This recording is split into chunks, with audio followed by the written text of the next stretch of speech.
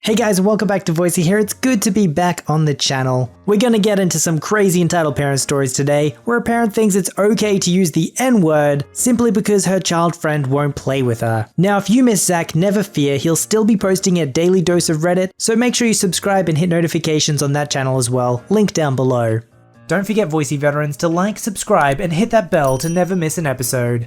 This story is called EM Calls Police on My Daughter for Not Playing with Her Daughter. This happened about 12 years ago. I had just moved to a small town. My 10-year-old daughter made friends with a girl down the block. The girl didn't have many friends because her mum was drama, and nobody in the neighborhood wanted to deal with her. I didn't want to punish the EM's daughter for her mum's behavior, and our daughters were as thick as thieves in no time. About 6 months later, my daughter comes home from their house crying, apparently over an argument over who got to play with what Barbie. The other girl called my daughter an N-word. My daughter became quite visibly upset. The girl told my daughter something to the effect of, "It's not a bad thing. It's just what my mom says you and your mom are, when you act like you are better than us. Just stop acting better and you won't be an N-word." The EM called pretty quickly to apologize for her daughter, talking out of turn and sharing personal family conversations. I explained to her that I was okay with the girls still being friends, as long as the four of us could have a sit down and just kinda talk through why that word would be so hurtful to my kid. She agreed, but made comments that made me feel she thought I was overreacting. At the end of our conversation, I made it very clear our daughters would not be around each other until the sit down happened. EM snaps. "This is what's wrong with you people, always playing the race card and making a mountain out of a molehill. You aren't going to punish my daughter because you can't get over yourself." I hung up and that was the end. Or so I thought. 1 month later, my daughter is at the park down the street from our house with the neighbor and her kids. I'm cleaning my house when I got a phone call from the neighbor. Entitled Mum EM, me, and neighbor, police officer PO, commanding officer CO. "OMG, EM is here. She is screaming that the kids can't ignore her kid at a public place. By law, they have to play with her daughter. I'm packing up and coming back. Just letting you know that this bee is acting nuts. You need me to come?" "Nah, I'm ignoring her. We'll be home in a sec." 2 minutes later, I get another call and can hear screaming in the background. "You won't freaking believe this. She called the police on your daughter. The cops are here. You need to get down here." I arrive and my daughter is shaking and crying, thinking she has done something wrong. EM is screaming like a madwoman at the top of her lungs about how my daughter being in a public place means she has to play with her daughter. "So what are you going to do about this? Are you seriously just going to let this girl stay at the park when she is refusing to play with my daughter?" "Ma'am, I'm sorry, but as I was saying, there is no law that kids have to play with each other in public parks. If she doesn't want to play with your daughter, she doesn't have to." EM grabs at the walkie-talkie thing on the cop's shoulder. "I want to speak to your sergeant or commanding officer or whatever. Someone needs to come do their freaking job." The officer calls his commanding officer. I was stunned. I asked if my daughter could sit in my car as she was visibly shaken. He said she could, which of course sent EM on another rant. The CO pulls up as she is screaming about how my daughter needs to get out of the car and play with her child. CO comes and the officer is trying to explain to him what's going on as she is screaming a foot away. He comes over to me and I tell him the backstory on how this all started.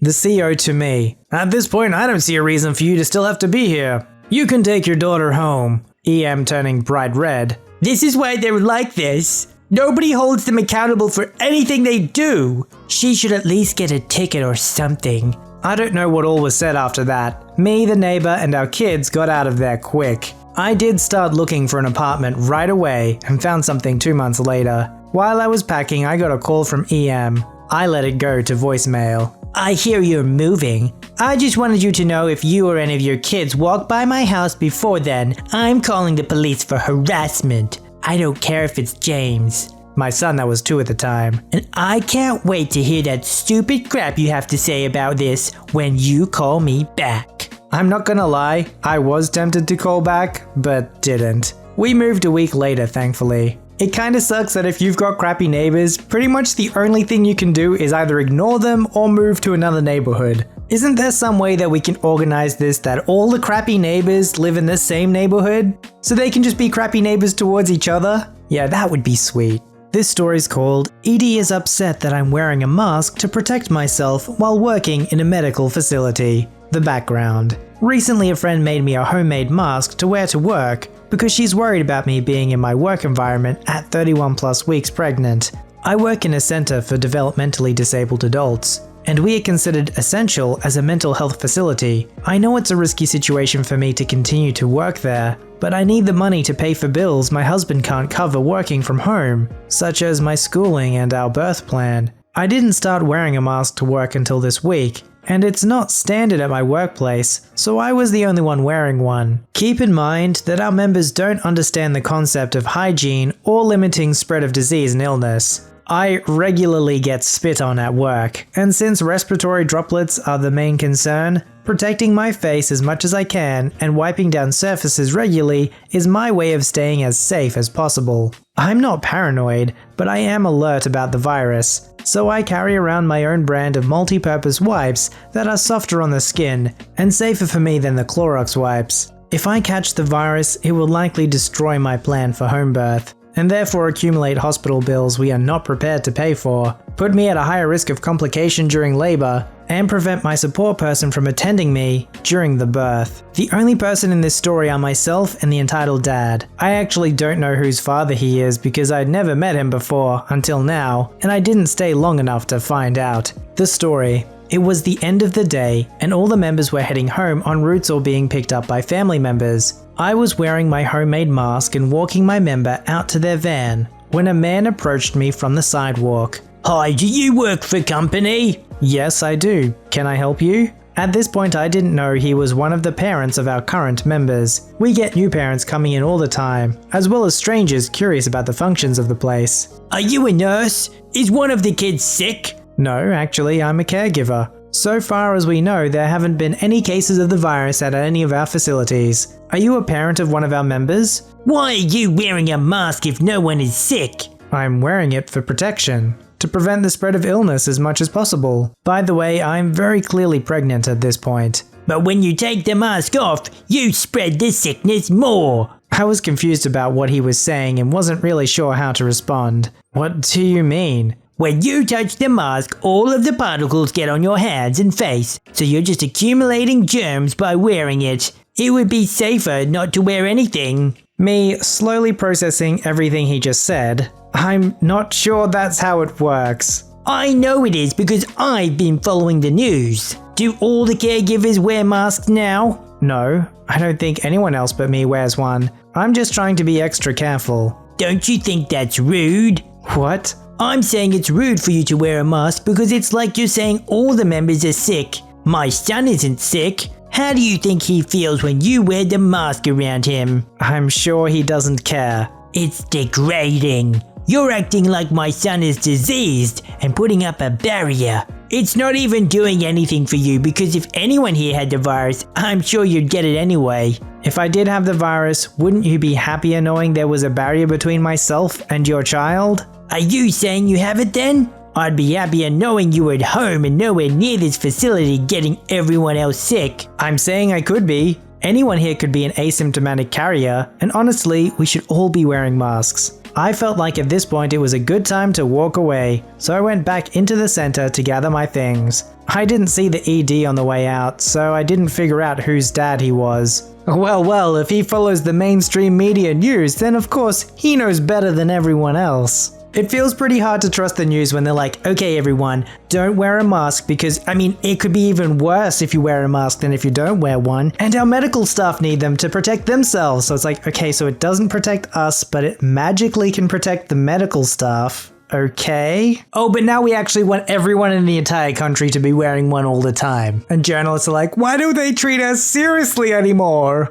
This story is called Entitled Father Chases Me Out. In the cast, Dad, entitled Father, Mum, MIL, Mother-in-law, also entitled but not in this story, BF, Boyfriend, now my soon-to-be husband, Lena, Boyfriend's foster sister, same age as myself, Bob, a close family friend of my and my boyfriend's families, Jim, my uncle, not by blood, just close family friend, and Ted, my son. The story. So my whole life, my dad mentally and occasionally physically abused me. I'm talking calling me names or useless, screaming if I so much as dropped a pencil, or played with Lego and other toys too loudly. It was actually not that loud according to Mum. I soon discovered my passion in jewelry making and Dad claimed to support me, but then wouldn't let me work on it in the house. So then I got back together with my ex, who Dad broke us up. This is posted in another story. We were planning for me to move in with him, his siblings and his parents, to finally get away from Dad.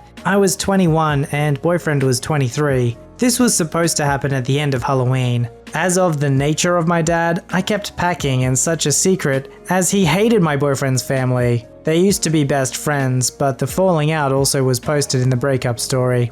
So I wasn't just moving in with people I didn't know. I knew them for 10 plus years and stayed at their house a million times. And boyfriend and I were together for 4 years before Dad forced us apart. Well, Mum went into my room. The agreement was since I was an adult, my room was mine and no one was to enter. My parents had respected that, but my sister had told Mum I was planning on moving. Thanks, sis. And she saw all my items packed up. She then told Dad right away. Dad got mad, screaming, "How dare you betray me for them?" and how I was a terrible daughter, and hitting things. I feared for my life is how bad it was. He threatened to lock me up and never let me leave, or I couldn't take anything with me. I bought most of it myself, or was bought by my grandparents. He then went out with Mum for a drive to talk with her away from myself, slamming the door behind him. I called my boyfriend and told him what happened, and right away he told his mum and Lena. They then called Bob and Jim to get me the freak out of there, as they were also scared for me.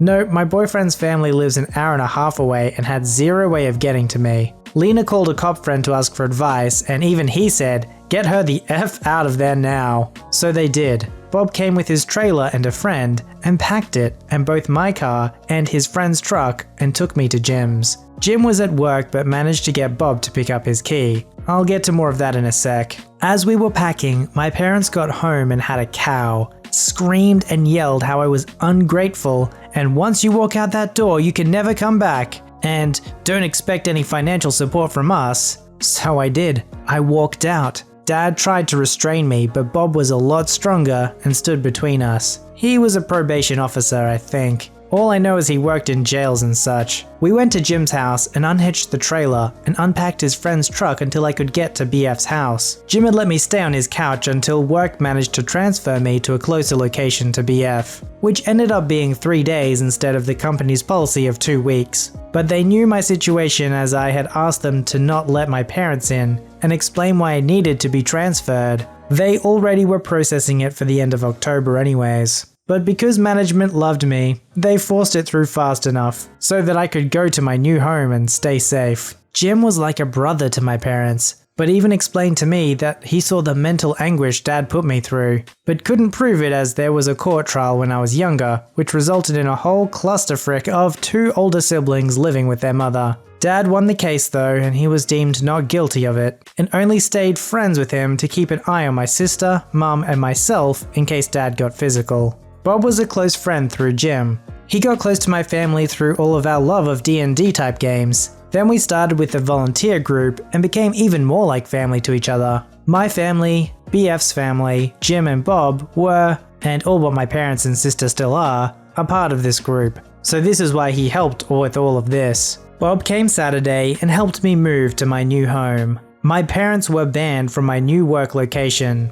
popular thrift store for those wondering, to keep me safe. My mum took Dad's side. Yes, I made full-time money, but had just bought my first car, so I had nothing left to get an apartment. I got a lot of threatening and hurtful messages from my mother after I moved. Why would you move in with those inbred R words? And if you ever had a kid, it'll need a helmet and a cork on the end of its fork. Can't even make this stuff up. Needless to say, after I moved, my mental state became so much better. I went to 3 to 5 panic attacks a day to maybe 1 a month. And yes, the March after I moved, I got pregnant with my adorable little son, 16 months old now. Jim is now my son's godfather. Bob is an amazing honorary uncle. My parents and I, sort of, made up for my son, though Dad's pushing it after yelling about him being too loud playing, and making rude comments about my soon-to-be in-laws. I'm getting married to my BF in the summer of 2021, and although I hope dad comes, it will be my son walking me down the aisle. Besides, my dad has stated, "If you get married when living under her roof, mother-in-law,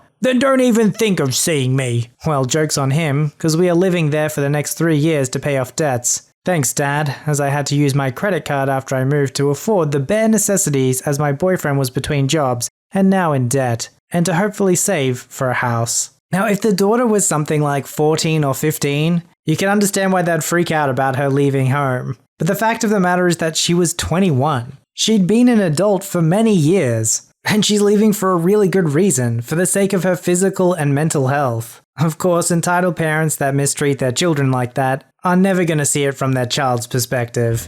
Post your stories, memes, and fan art at r/VoiceyHere. Don't forget to like, subscribe, and hit that bell to never miss an episode. Alright, Voicey veterans, I'll see you in the next one.